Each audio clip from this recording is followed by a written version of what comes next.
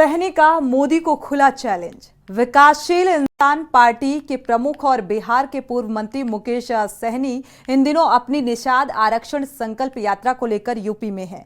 UP यात्रा के दौरान लोगों ने खासकर महिलाओं और युवाओं के मिल रहे समर्थन से मुकेश सहनी उत्साहित हैं।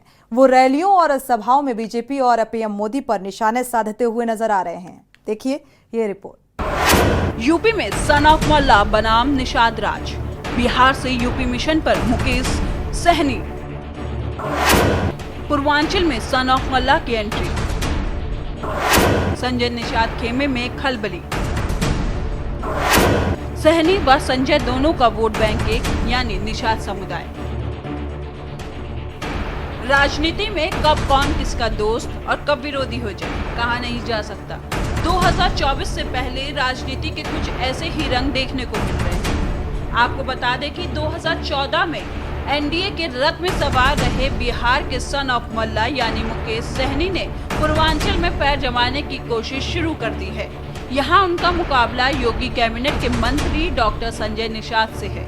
वजह है कि दोनों का वोट बैंक एक ही यानी निषाद समुदाय है। जाहिर है कि मुकेश सहनी खुद को सन ऑफ मल्ला कहलाना पसंद करते हैं, वहीं संजय निषाद खुद को निषाद राज कहते हैं। बिहार सरकार में मंत्री रहे वीआईपी पार्टी के मुकेश सहनी पूर्वांचल में एक्टिव हो गए हैं। चंदौली बलिया से लेकर गाजीपुर में संकल्प यात्रा कर रहे हैं। चुनाव से पहले यूपी के पूर्वांचल में सन ऑफ मल्ला बनाम निषाद राज दिख रहा है। वह यहाँ तक दावा करते हैं कि बिहार में मुख्यमंत्री पहली बार सन ऑफ मल्ला के बेटे की बदौलत बना है।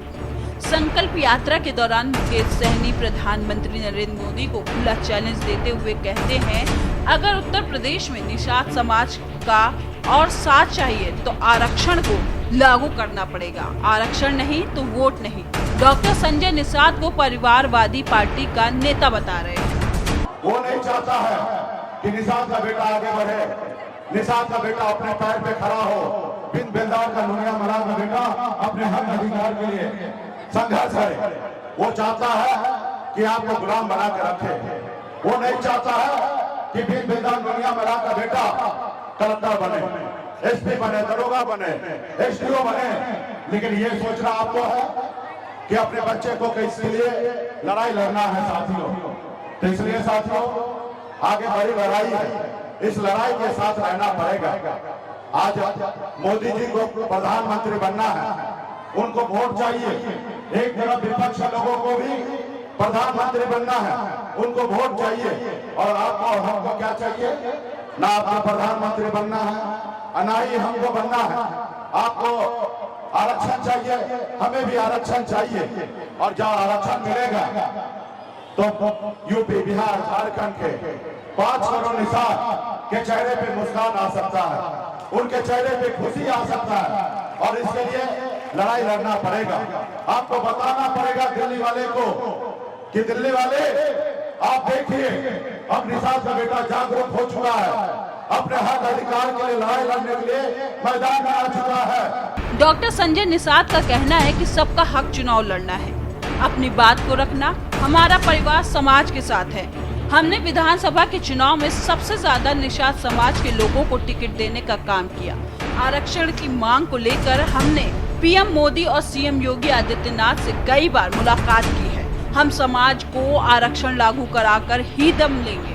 आपको बता दें कि बीते दिनों मुकेश सहनी का रथ गाजीपुर जिले में पहुंचा था। मुकेश सहनी ने गाजीपुर में संबोधित करते हुए पीएम मोदी और सीएम योगी पर हमला बोला।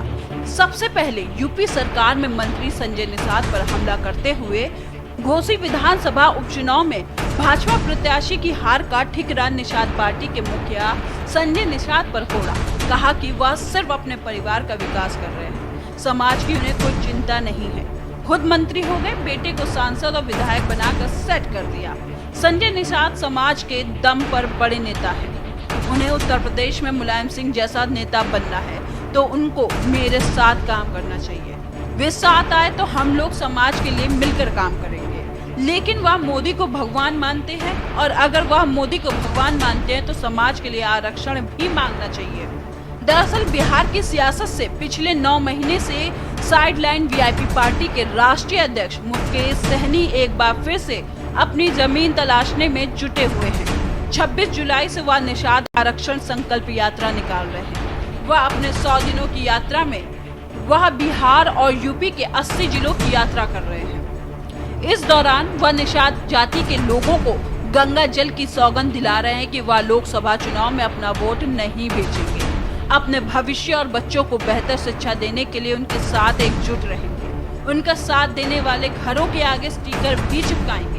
मुकेश सहनी के मुताबिक वह इस तरह सरकार पर निषाद समुदाय को ओबीसी कैटेगरी से निकालकर एससी कैटेगरी में शामिल करने का दबाव बनाएंगे। इसके साथ ही यात्रा पूरी होने के बाद वे पार्टी के स्थापना दिवस के मौके पर 4 नवंबर को तय करेंगे कि उन्हें किस गठबंधन का हिस्सा बनना चाहिए। बता दें कि गंगा के किनारे वाले पूर्वी उत्तर प्रदेश के इलाके में निषाद समुदाय की अच्छी खासी आबादी है। 2016 में गठित निषाद पार्टी का खासकर निषाद, केवट, मल्ला, बेलदार और बिंद बिरादरियों में अच्छा असर माना जाता है। इसके अलावा गोरखपुर, देवरिया, महाराजगंज, जौनपुर, संत कबीर नगर, बलिया, भदोही और वाराणसी समेत 16 जिले में निषाद समुदाय के वोट जीत हार में बड़ी भूमिका अदा करते हैं। स्पेशल डेस्क के न्यूज़ इंडिया।